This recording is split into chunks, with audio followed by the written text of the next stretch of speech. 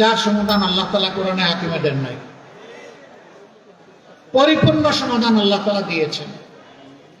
যতদিন মানব জাতি কোরআনের নেতৃত্ব দুনিয়ায় পেয়েছে, মানব জাতি ছিল সত্যিকার অর্থেই মানব জাতি, সম্মানের জাতি, পরস্পরের জন্য কল্যাণকামী, দুরাচারী, দুঃসাহসী, সীমালঙ্ঘনকারী ছিল না।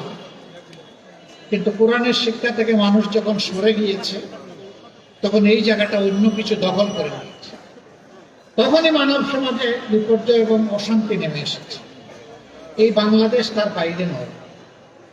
এখানে শতকরা ৯১ মুসলমান আমরা বসবাস করি। ৯১ মুসলমান বসবাস করি বলে বাকি ৯ যারা আছেন তাদের উপর কোন ধরনের দুঃশাসন চাপিয়ে দেওয়ার অধিকার কোন মুসলমানের নেই। বরঞ্চ ১০০ মানুষের উপরে সুশাসন নিশ্চিত করার দায়িত্ব হচ্ছে মুসলমানদের। এই জন্য জুমার নামাজে যখন যান, প্রতিদিন জুমার খুতবায় ইমাম সাহেব আমাদেরকে সেই আয়াতটি স্মরণ করায় দেন, ইন্নাল্লাহা ইয়া'মুরুকুম বিল আদলি ওয়াল ইহসান ওয়া ইতাই যিল কুরবা ওয়া ইয়ানহা আনিল ফাহশাই ওয়াল মুনকার। এই আয়াতটা স্মরণ করায় দেন। কি বলেন সেখানে? যে আল্লাহ তোমাদেরকে হুকুম দিচ্ছেন, নির্দেশ দিচ্ছেন, তোমরা সমাজে ন্যায় বিচার কায়েম করো এবং পরস্পরের প্রতি তোমরা সহানুভূতির শ্রদ্ধাশীল হও। তোমরা আপনজনদেরকে যার যার পাওনাটা ঠিক মতো সমঝে দাও। তোমরা সব ধরনের মুনকার কাজ, অন্যায় কাজের বিরোধী হয়ে দাঁড়াও। তোমরা সব ধরনের অশ্লীলতা, মাদকতা, বেহায়াপনা থেকে সমাজটাকে মুক্ত করো। এটা কি আমি বললাম না আল্লাহর হুকুম? এই কয়টা কাজ সমাজে বন্ধ হোক, দেখেন এই সমাজটা সোনালী সমাজ হইতে আর বাকি থাকে কিনা। এই সমাজটা সোনালী সমাজ হয়ে যাবে। ৫৪ বছর স্বাধীনতার পর মানুষ পালাক করে অনেক দল, অনেক আদর্শ দেখেছে, কিন্তু ইসলামী দল এবং ইসলামী আদর্শ সরকার গঠনের পর্যায়ে মানুষ দেখে নাই। এবার মানুষের বড় আকাঙ্ক্ষা ছিল একটা পরিবর্তন। বিশেষ করে যুব সমাজ, তারা একটা পরিবর্তন চেয়েছিল। হ্যাঁ, পরিবর্তনের পক্ষেই জনগণ অবস্থান নিয়ে ভোট দিয়েছে। বলবেন ভোট দিলে তাইলে আপনারা সরকার গঠন করলেন না কেন? এটা তো ঠিকই, এই প্রশ্ন তো যথার্থ প্রশ্ন। আবার জিজ্ঞেস করবেন ভোট যে দিছে তার প্রমাণ কি? ভোট দিছে তার প্রমাণ হলো আমরা জনগণকে বলেছিলাম আমরা সংস্কার চাই, আমরা নতুন বাংলাদেশ চাই, আমরা নতুন রাজনীতি চাই, আমরা পরিবর্তন চাই। এই চাইয়ের পক্ষে যারা আছেন তারা হা ভোট দিবেন। ৬৯ জনগণ হা ভোট দিয়েছে, এইটাই তার প্রমাণ। যারা এখন ক্ষমতায় আছেন তারা বলেছেন তারা না ভোট দিবেন, তারা না ভোট দিয়েছেন, এইটাই প্রমাণ তারা সংখ্যাগরিষ্ঠ মানুষের ভালোবাসা এবং ভোট পান নাই।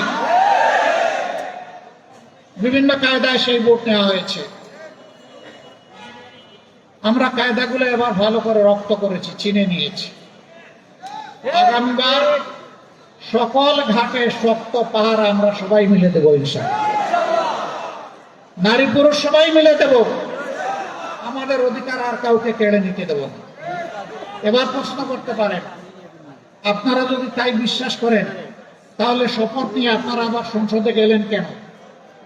হ্যাঁ, আমরা আপনাদের ভোটের যেটুকু মর্যাদার স্বীকৃতি হয়েছে তার অমর্যাদা আমরা করতে পারি না।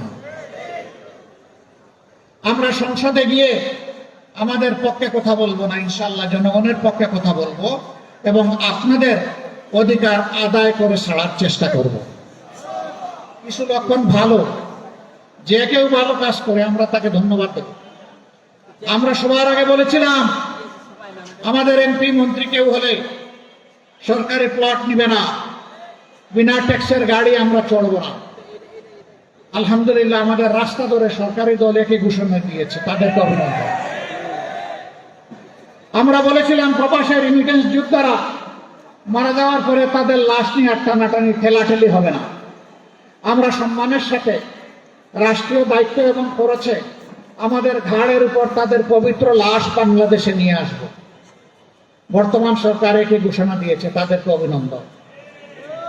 আমরা সরকারকে বলবো মানুষের সবচেয়ে বড় অধিকার, ভোটের অধিকার, এটা হরণ করা হয়েছে। আগামীতে এটা যেন হরণ করা না হয়।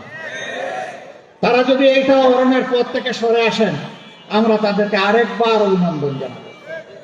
হ্যাঁ, জনগণের ভোটে তারা যদি 100 ভাগ ভোট পেয়ে নির্বাচিত হয়ে যান, তখনও তাদেরকে আমরা অভিনন্দন জানাবো।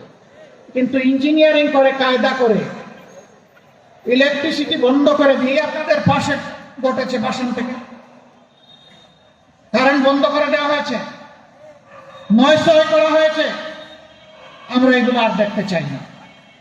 দেশের বহু জায়গায় গায়ের জোর খাটিয়ে আমাদের এজেন্টদেরকে বের করে দেওয়া হয়েছে। আমাদের এজেন্টরা রক্তের বিনিময়ে ভোট চায় নাই, এই জন্য তারা ছেড়ে দিয়ে চলে গেছে। আগামীতে মানুষের ভোটের অধিকারের পক্ষে জীবনের বিনিময়ে হলে আমরা দাঁড়িয়ে যাব ইনশাআল্লাহ। আপনারা দোয়া করবেন। অনেকে শরিয়ার শাসন শুনলে ভয় পায়। আমি বলি, আমরা যাকে আইন বলি, ইংলিশে তাকে ল বলে, আরবিতে তাকে শরিয়া বলে। তো আইন ছাড়া কি কোনো দেশ চলবে না? দেশের জন্য তো একটা আইন লাগবেই।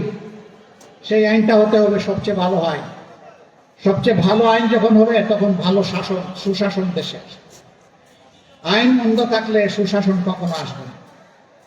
এই পবিত্র রমজানের মাসে আমরা সরকারি দলের প্রতি আরেকটা আহ্বান জানাই, কমপক্ষে চাঁদাবাজিটা বন্ধ করে।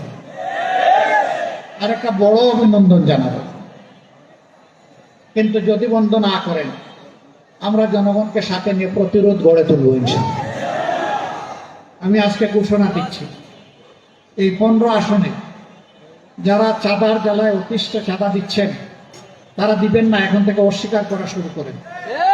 কোন জায়গায় বাধা দিলে আমাদেরকে ডাক দিবেন, আমরা এসে আপনাদের পাশে দাঁড়িয়ে যাব। সবাই মিলে আমরা একসাথে ফাইট করবো ইনশাআল্লাহ। শুরু করতে হবে আপনাদের জায়গা থেকে। নীরবে দিয়ে যদি স্বীকার না করেন, ভাই আমরা তো কিছু করতে পারবো। প্রতিরোধ, প্রথমে প্রতিবাদ, তারপরে প্রতিরোধ ইনশাআল্লাহ।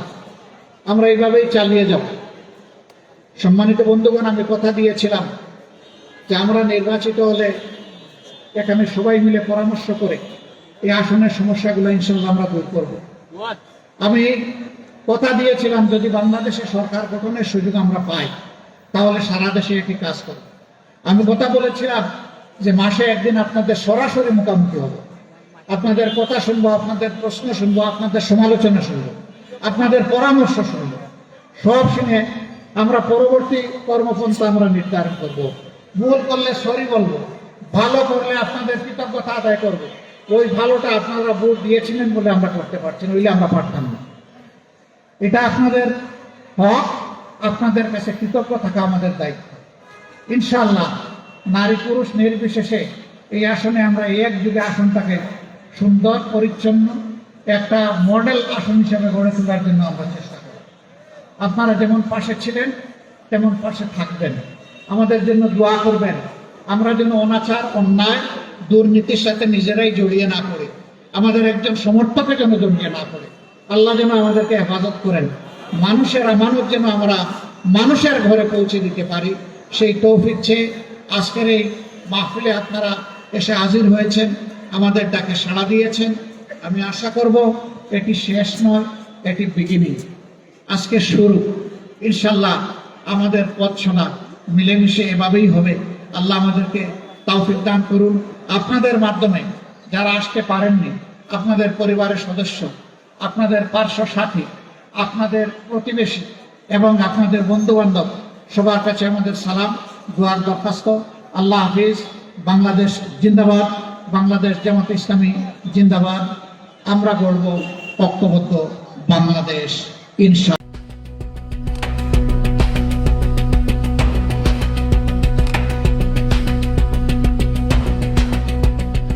দিনাজপুর টিভি, মানুষের জীবনের কথা বলে।